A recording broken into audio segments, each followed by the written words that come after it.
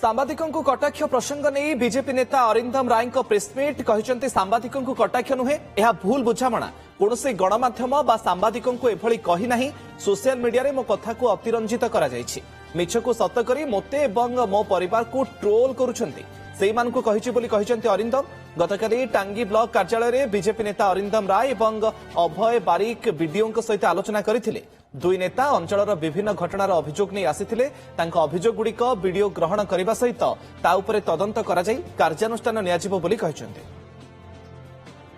आपण भूल न बुझंतु आपण से कथाटा को भलो से सुनंतु मु सांबादिक भाई कहि नाही कि मीडिया कहि नाही कि गणमाध्यम मध्ये कहि नाही मु कहिछि किछि चैनल जे भी घरे बसी कि निजे रील्स करूछि से कहि दउछि निजको गणमाध्यम से मानक कहिछि किंतु प्रकृत जो माने सांबादिक प्रकृत जो माने गणमाध्यम जो माने फील्ड रे बुलुचंती जो माने खरा तरा रे बुलुचंती अंचल को जाउचंती खबर नउचंती ये कथा तांको पई नथिला एई जो माने घरे बसी गोटे पुराना फोटो पकई कि बैकग्राउंड रे वॉइस देकी